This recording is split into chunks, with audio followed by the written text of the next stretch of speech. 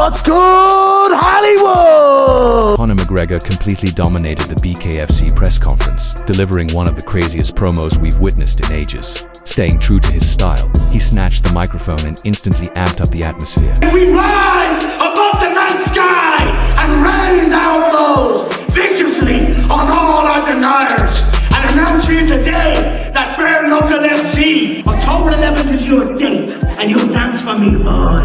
You'll dance for Yonga, and then we can talk. But your date is... At one moment, Conor even revealed that Yoel Romero is now officially part of BKFC into former UFC World Title Challenger, Yoel, Soldier of God, Romero!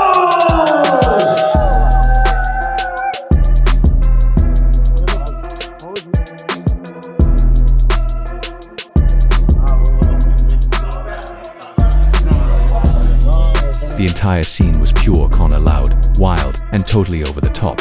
As expected, the comments section exploded with reactions. Fans couldn't stop making jokes about his intense energy, saying things like, "This MF turned into a pastor mid-promo." Another joke, "There is still people who think he's fighting again." Someone else added, "Unmatched energy. He'd beat Topuria easy if he came back." Another saying, "How much coke does he do in one sitting?" And energy drink press conference McGregor is back. Some fans even joked that this is straight up cinema. The Truth of MMA wrote, "Man, I really miss this dude in the UFC. Say whatever you want about him, but one thing is for sure, he is the best talker the MMA world has ever seen." Mr. Samuel Sen wrote, "It's been a while since McGregor spoke in full sentences like that. He is definitely back in shape." No matter if you're a fan or not, McGregor sure knows how to make a moment unforgettable, and this was pure madness. Exactly the type of show BKFC wanted. What do you think? Is McGregor making a real comeback, or was he just having some fun on the mic? But he wants to see hit us. He's a piece of shit, you know. You're a piece of shit.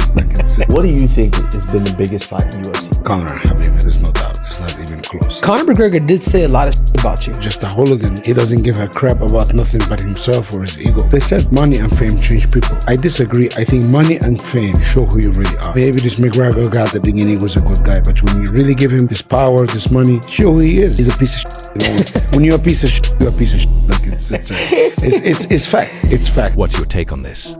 Drop your opinions in the comments below. Now, moving on. John Jones actually wants to have a fight at the White House. And no, this isn't some random joke. Many fans initially thought he was just messing around when he mentioned fighting there, but it turns out he was dead serious. Recently, Jones backed up this crazy idea by posting, Donald made his announcement on the morning of the 4th of July. I called the UFC headquarters that very same afternoon. I'll just leave it at that. America. Now that tickles my pickle. In another post, he said, "For me, it's about the opportunity to represent America at the White House. I don't care who I fight that night. I found my reason why. Something more than money." Whether it's Tom Aspinall or a shocking comeback from Francis Ngannou, this could turn out to be the biggest heavyweight clash in UFC history. Many fans still doubt it'll ever happen. But just picture it for a second. Jones versus Aspinall or Jones versus Ngannou right in front of the White House. It sounds absolutely crazy, but with Jon Jones, anything is possible. What do you think? Could this really become a reality? I saw Jones. We don't know if he was serious. Is he not retired anymore? Is he back? You jump back in the pool, so. How sick is that for you that now you kind of got this White House event for them, and it's like, I feel like this is what brings... No matter who popped up or who didn't or whatever, we would have put on an incredible card. What would be the dream main event? The dream main event right now would be Aspinall versus Jones. Is it possible that McGregor and Jones would fight on the same card? Could be. Ali Abdulaziz, the manager of Islam Makhachev, revealed on the Pound for Pound podcast that Islam's upcoming fight won't be in Abu Dhabi this time. Instead, it's set to happen at a big arena in the US, with Madison Square Garden being a strong possibility. I don't know where the fight's gonna take place yet. I can tell you, it will take place in the US. Really? Okay. In a big arena, one of the biggest arenas. Both Makhachev and his opponent, Jack Della Maddalena, are fully on board with fighting at MSG recently. Dana White also stated that if Islam manages to win the title, there's already a massive super fight ready for him against Ilia Topuria. Another massive fight would be Ilia versus Islam too. Of course. Yeah. But I mean, Salim is obsessed with that fight. Oh, really? He's obsessed with it. And I tell him, I'm like, but they both got to win more fights in their division first, right? That's kind of how you do it, right? When it's like they both run through their division, and then it's like you're in the position where it's like, I gotta make this. That's what happened with Volk Islam, right? Well, the other thing is too is that Islam moves up, and obviously if Islam won the title, you know, you immediately have a super fight with him and Ilya. So could that be I if don't Islam know. gets one victory? Could that potentially happen? You have to see. It's one thing to sit around. This is what the media always tries to do, sit around and talk about these fights before they happen, or, you know, hypothetically speaking. I don't like hypothetical. These are options that we have if things play out that way, but you never know what's going to happen. I hope UFC let him move up and fight. That would be amazing. 45 champion, 55 champion, and then 170. That's amazing.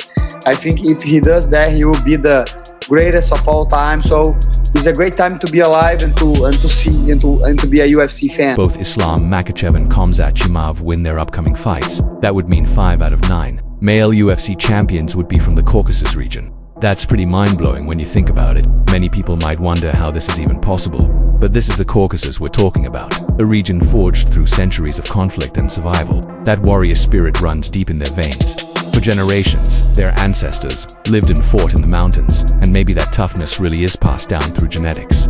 Just look at Georgia, a country with only around 3.5 million people, yet they already have 2 UFC champions. And not just any champions, Ilia Topuria, who is ranked #1 pound for pound, and Morab Dvalishvili, who sits right behind Makhachev at #3. But what's going on with Georgia? What is this country doing right now, producing some of the top fighters in the world? You guys got a secret training program we don't know about? Something in the water.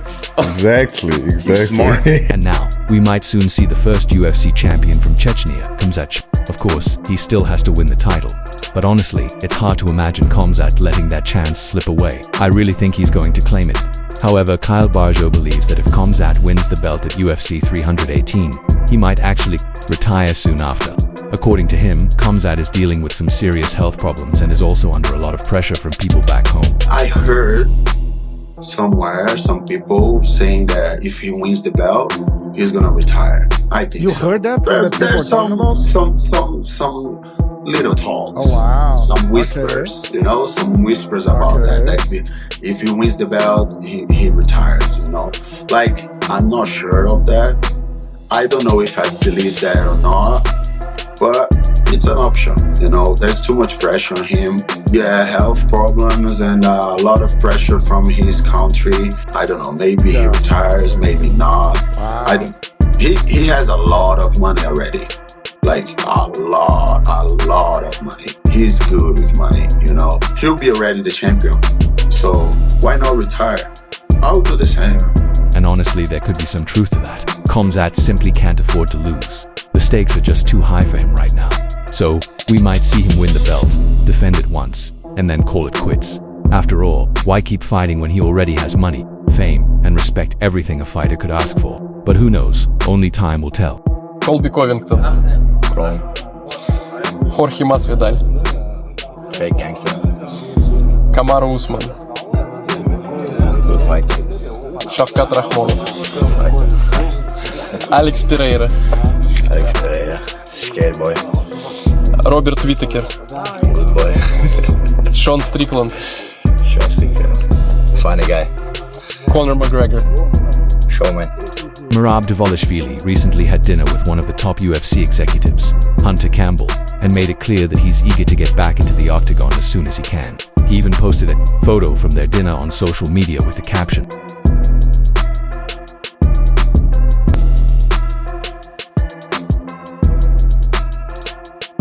"By the looks of it, his next fight might be against Corey Sen." Morab recently mentioned that he doesn't just want to win fights, he wants to finish them. His goal is to make his friends, family, and his country of Georgia proud with powerful, dominant victories. For him, just getting a decision isn't enough anymore. Now he's stepping in there to destroy his opponents. He also knows that time doesn't stand still. With only a few prime years left in his career, he doesn't want to waste a single moment. That's why he's ready to fight as often as he can while he's still at his peak. For fans, this is amazing news. The machine is gearing up for battle, once again, and if a fight with Sandhagen happens, it's bound to be an absolute war. Whenever Morab steps into the octagon, it feels like a true celebration.